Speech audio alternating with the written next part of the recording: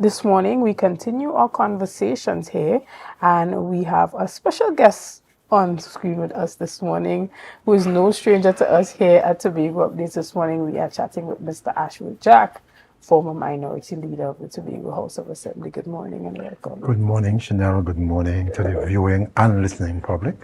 And it's an honor and a pleasure to be here. Right.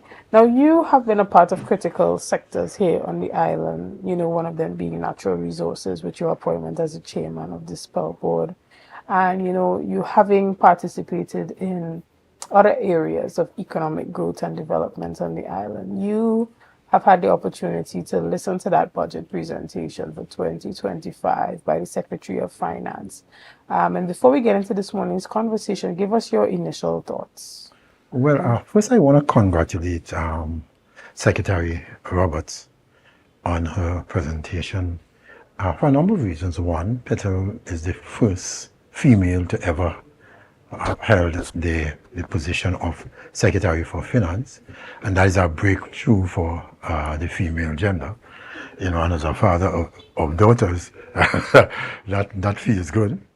And of course she handles herself with grace, with poise, and with professionalism. And so I want to congratulate Secretary Roberts in that regard. To me, there are a couple of outstanding features, a couple of things that I thought stood out for me in that budget. One of them had to do with an intended focus on agriculture. Right? And I am one of the people who believe that if you can't feed, your country can't feed itself, it really is in some trouble. I remember T.H.A and I used to have a conversation all the time about natural disasters. And if there's a natural disaster in Trinidad, how much Tobago is going to suffer more than Trinidad will suffer? Because if you have a natural disaster, naturally you will have to take care of yourself and everybody else have to wait. And so an increase in agricultural production becomes very important. Also, in a country that is having problems with foreign exchange, it means that the more we produce for ourselves, the less money we have to spend to import it from outside of Trinidad and Tobago. And I've also heard in the presentation that there was some interaction, I think it's St. Kitts Nevis, where they want things like cassava product and some other products from Tobago. What does that mean? It means that we will be able to bring in foreign exchange for Tobago and Trinidad and Tobago by extension as a result of our increased and sustained agricultural production. It was also said in that they were going to be selling in the duty-free some of the Tobago products. And Tobago has some brilliant products. There's a cassava cake that I particularly like, and some other stuff that are going to be sold in duty-free again, bringing much needed foreign exchange to the Tobago space. There was also some concentration on tourism. I saw where they wanted to do an increase in terms of the advertising budget. And we know that is the biggest problem for Tobago. Barbados spends about $50-something million US a year on advertising. Tobago spends about $2 million US per year in advertising. So there's no way we can compete. And of course, we haven't even spoken about Jamaica. And St. Kitts Nevis, for example, 2 years ago, St. Kitts Nevis tourism arrival was 1.1 million tourists. And then you look at the budget, it was in the vicinity of 30-something million US dollars. So we have to concentrate on that. And of course, one would expect with the commission of the new airport, you will have a bit more space. And again, I want to commend Caribbean Airlines for bringing back some flights later in the day. And I think that will augur well for our tourism sector. So I think that was one of them. And then there was also the concentration on housing, because there are too many young people in this country who, and let me concentrate on Tobago, that have been waiting for houses for the longest while. But I so happen to be intimately involved with the Right. housing sector right now. And one of the things that was obvious to me in perusing the budget is that Tobago got $1 million per year for the last 3 years to build houses. That is the equivalent of about three-quarters of a house. And of course, then you have to be subsidized. So, in truth and in fact, what the division have been doing in the last couple of months, it took a while to get everything put together, but the division have set up a company. That company have now put out RFPs, that's requests for proposals, and people have been submitting bids for the construction of housing on a design, finance, construct basis. And that should, I know some of those should be out for signing very soon. Also, what for me was a little disturbing, in fact, I shouldn't say a little, it was very disturbing, is that there was a $30 million loan, IADB loan, for housing and Discovery beautification that was available to Tobago since was probably 2 years ago. And the central government refused to sign off on the Tobago component of it, although they had signed on the Trinidad component. And so there's about a $16 million inside there for housing units. And so the present government have agreed to free that up and to make it available to Tobago. And so very soon that will become available. It's just about 100 something and million. even as you talk about those previous finances that Tobago did not benefit from, if I remember correctly, the details are a bit scarce, but when that oil spill occurred, there was some insurance that the central government had benefited from. That the then Minister for Finance indicated that because they were paying the insurance, that they would benefit from the insurance payouts. Have you heard any conversations as it pertains to that with this new administration? Not as yet, but I saw that Secretary Roberts would have also put in a request for $15 million to finish pay off the claims for the oil spill. And it's interesting that you raise that, because you actually read my mind. Because even if this is a government of Trinidad and Tobago, and therefore we know there are a number of things that the Tobago House of Assembly by law cannot do. And the insurance and stuff is one of those things. And therefore the Tobago House of Assembly could not have independently do an insurance of that nature. And therefore it behoves the government of Trinidad and Tobago to do it. And one would have expected the law of natural justice to say, if there's a problem in Tobago, then the benefits from the insurance should go to Tobago. But the level of arrogance to say, although don't pay the insurance, we just pay it, so it's our money. You know, it is like you buy a car for your child and the insurance is in your name and the car crash. And when the benefit comes, you tell the child, this is my money, I just paid insurance, you go and fix a car how you could. You know, and so some of those things are arrogance that, you know, you really wonder if they really belong anywhere in government. Right. And, you know, even as you listen to the themes of the budget or some of the key areas that the projected economic development and growth for Tobago is anchored on, you hear about agriculture, tourism, small and medium-sized businesses. You hear about the healthcare sector. How do you project these things to actually contribute to that level of economic progress and increase in GDP that we're hearing from the Secretary? Do you think it is a practical... Well, I think... It is practical to say that we want to see a 6% increase in GDP, specifically when it comes to agricultural production. Right. Well, again, the issue of agricultural production and a couple of weeks ago, I think it was 2 weeks ago, there was the recommissioning of the training facility in Buku to help our fishermen and farmers to become Ankara with the most modern technology in those. There was also a distribution, I think it was at some provincial notes, for 20 farmers to be working in that area at Friendship.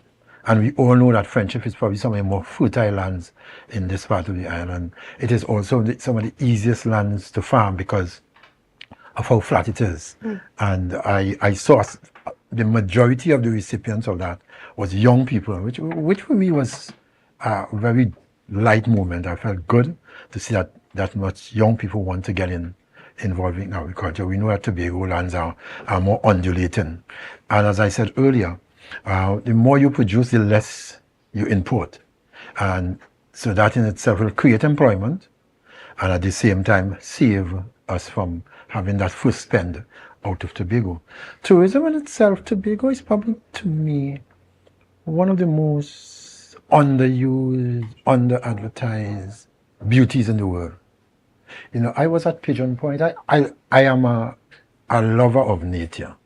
So if I have a hard day, I go down to the Swallows Pigeon Point area and just look at a sunset. And a Pigeon Point sunset to me is like so relaxing. It's one of the most gorgeous, beautiful things that you can see. And I grew a greater appreciation for it. I think it's about 2012, 2013. I went on a vacation in Dubai. And I had to, I went on a sand dune. And at the end of the sand dune, you went to this Dubai desert sunset. And I actually saw probably, if not thousands, very close to 1,000 more people in the area that we were. And of course, I'm told that it's spread out in a number of areas. And I'm told that it's an everyday feature, that they go to watch a Dubai sunset every day. But what struck me was the beauty of a Dubai sunset. Exactly. The one I saw was nothing close to a Pigeon Point, that Western Peninsula sunset.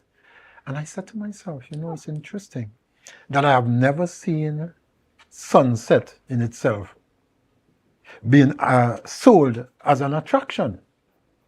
But yet a place that has between 18 and 25 million tourists per year see that as one of their biggest attractions. And I'm guessing that sunset view is a bit dusty because of the sand. Yeah. Compared to the one over the clear, and of course it has a lot to do with what the wind speed is on any given day and stuff like that.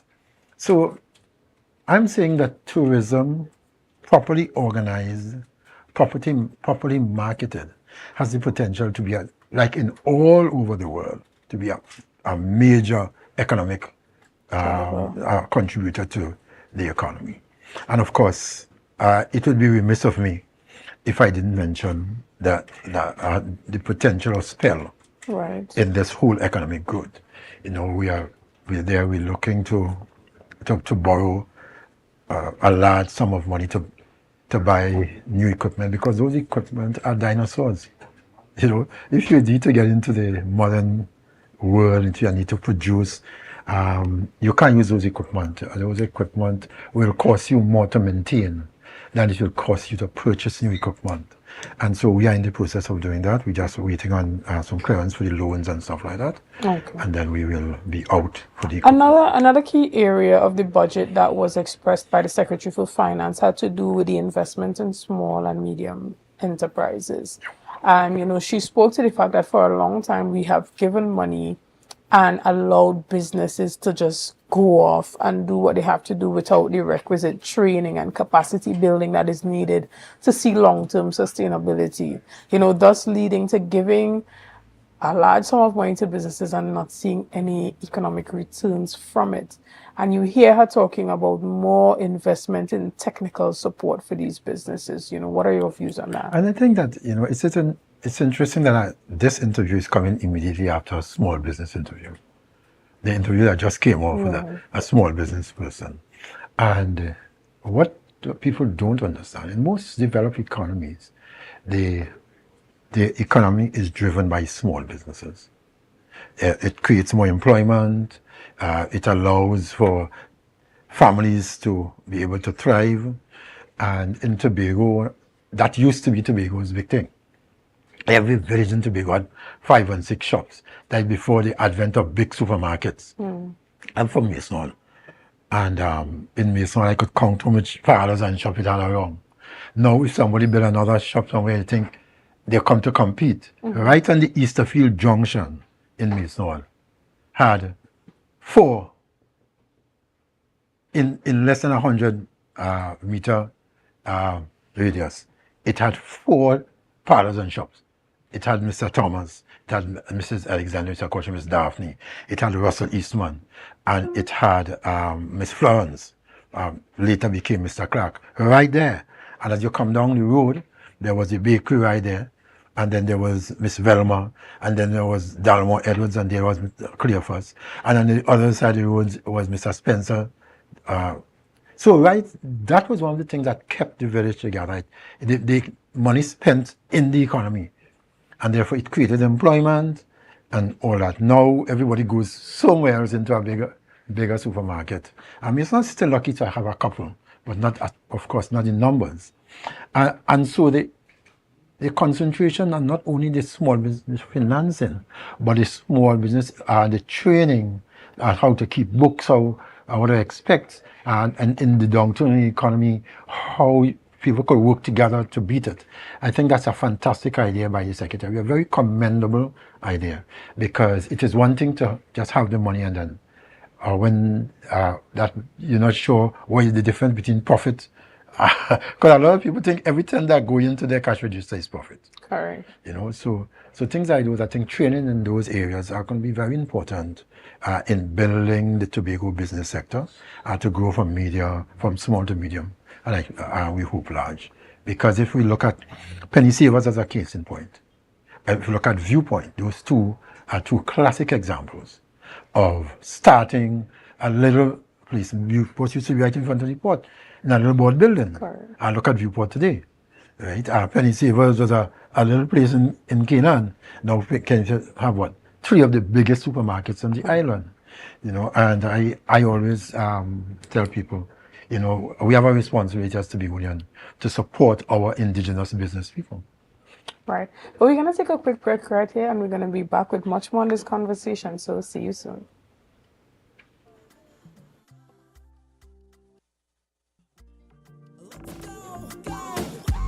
It's a brand new morning.